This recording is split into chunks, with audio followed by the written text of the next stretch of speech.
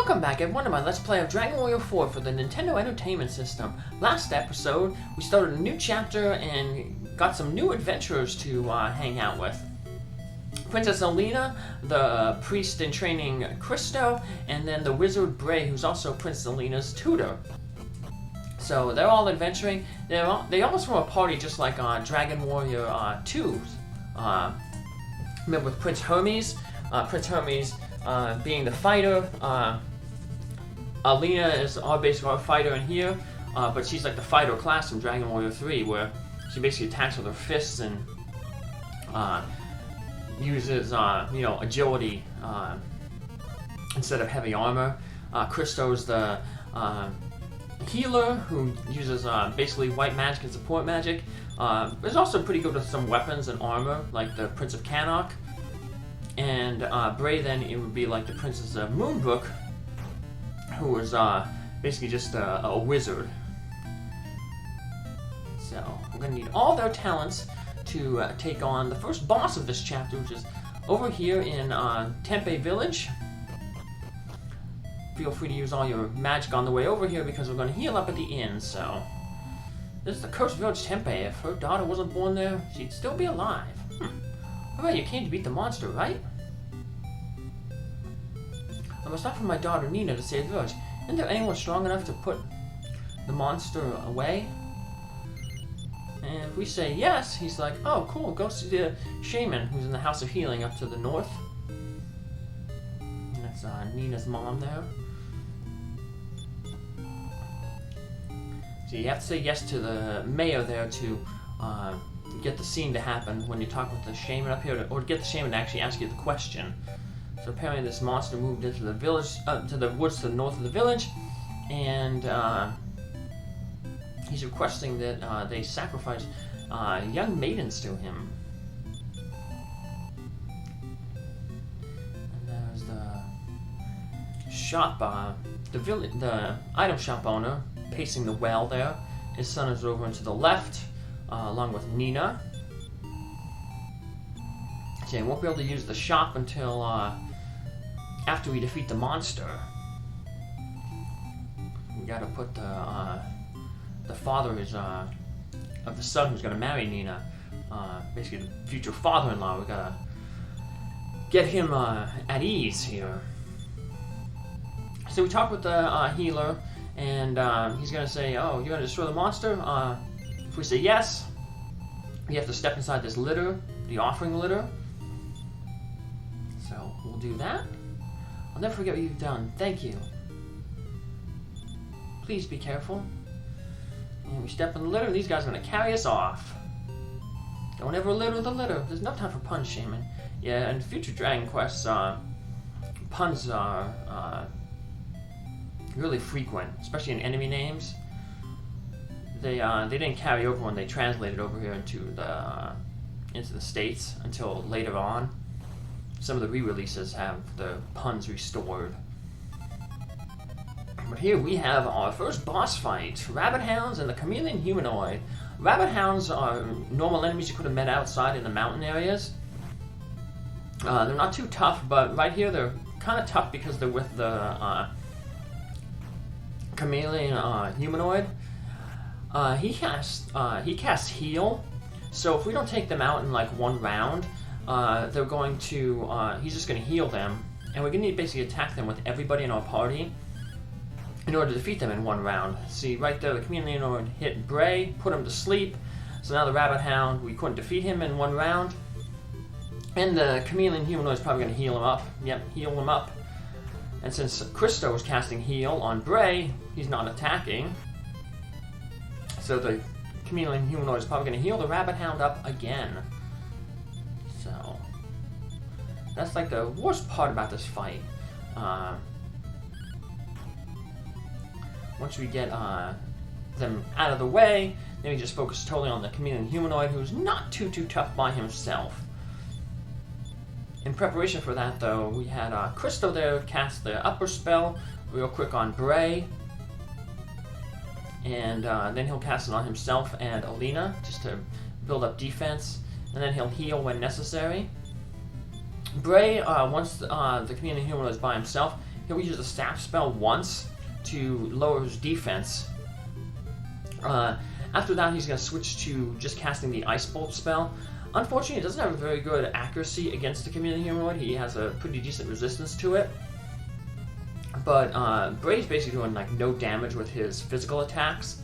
So you might as well just take the chance and use the Ice Bolt.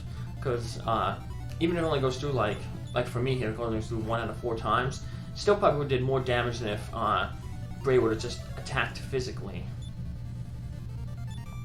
So, but other than that, once he's down by himself, the good thing is he doesn't have too much magic points, and if he used a lot of the magic points on healing the rabbit hounds, he'll run out of magic points to heal himself.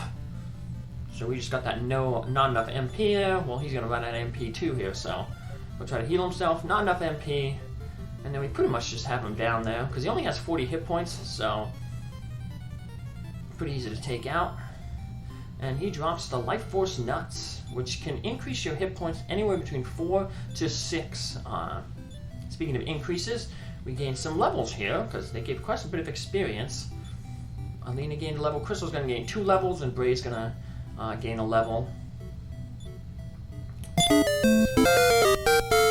We'll also be able to get another Life Force Nuts when we search the area where the litter is. So we get 2 Life Force Nuts right away. We'll give them both to Bray,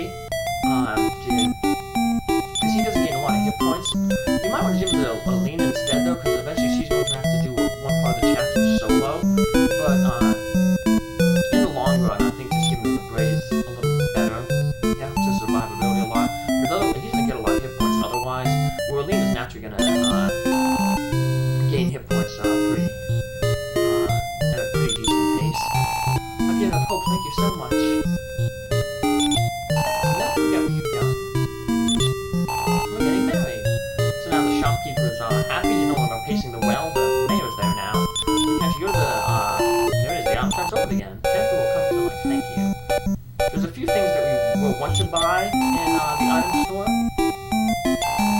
but we don't have the money right now.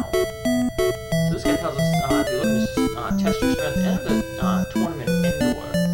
That'll be the end goal. Maybe that's that part that I said will be what's it called? That will be Alena will be soloing later. So we'll probably give it a fairy water we got. Don't have much else to sell. Nope, nothing else to sell. But we're gonna want to come back here and buy 2 boomerangs, one for Cristo, one for Alena. We're also going to want to buy the leather armor for Bray. We don't necessarily buy it for Alena and Cristo. It's an upgrade from what they started with. But in the next town, which isn't too far away, we can get better armor for both of them. We get the chainmail. It's about twice as expensive as the leather, but it's much better. So there's the other Life Force Nuts there. Like I said, just search where you found the litter. And that guy told us to go to the village over to the east, Frenor. Beyond this point right here, we got new enemy domains.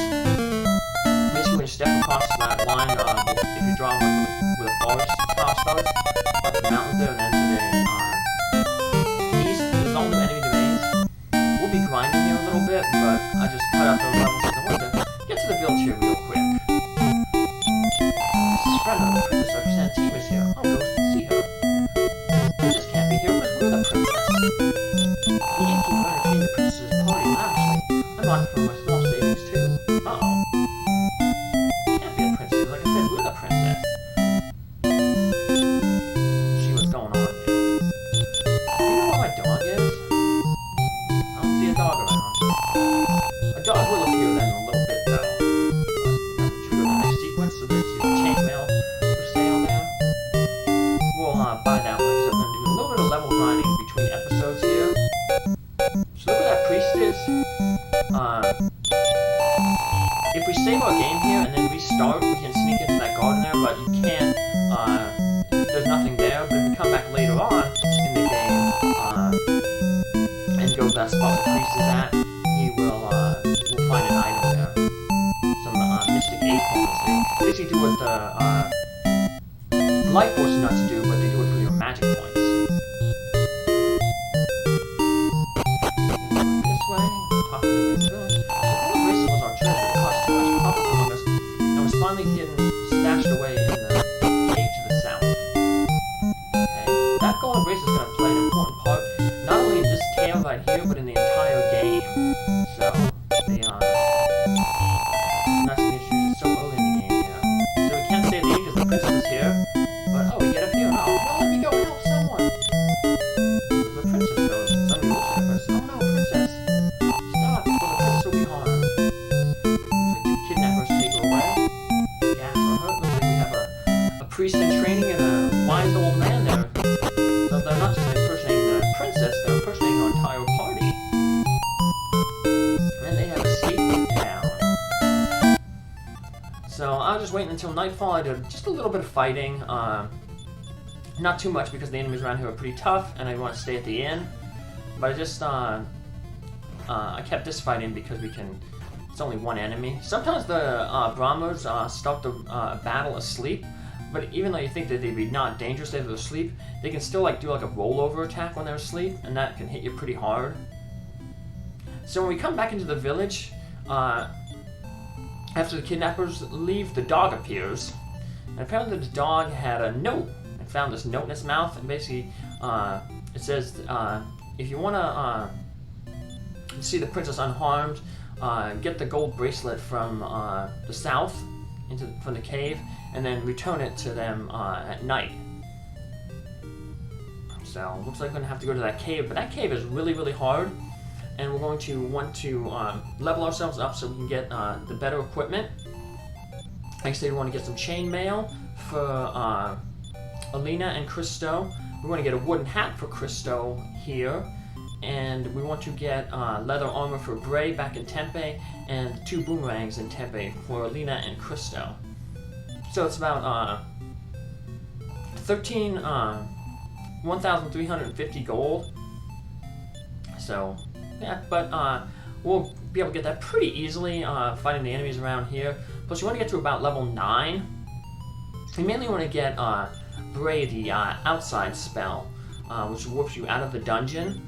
And we want that because that way we can, once we get to the item, the gold bracelet in the dungeon, we can warp out because so not a long dungeon, but for how weak our party is, it'll be a challenge. So I can't believe it. The princess was kidnapped. So we have to rescue the princess, the fake princess. Why was she kidnapped? My goodness, the princess was kidnapped. I hope she's all right. Any princess would be an attractive target for the wicked. And this guy, I think, says the same thing. So it looks like our destination is to the south, to the cave where apparently the gold bracelet has been stored. So we'll do that after we gain the necessary levels. So I'm just going to make a save here.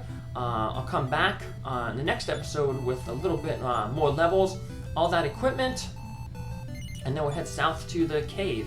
But I want to show something off here. I mentioned in the last episode that you can get a little bit of dialogue change if you go back into the castle, Santeem Castle, with the princess defeated. So I'm just going to show that off right here. So here we are before I recorded this episode. And you can have your characters attack each other. So yeah, Princess Alena just knocked herself out. So now she'll be a ghost. And we're gonna head back into the castle, and the Chancellor of the castle and the king have new dialogue. Unfortunately, the healer in this thing doesn't revive people, so we'd have to take her to the small village over to the side there to get her to be healed up. Serene there. So yeah, that's the Chancellor and King were both scared and figured this would happen. So, but luckily it didn't happen. That was just a little bonus. So take care. See you in the next episode. Bye.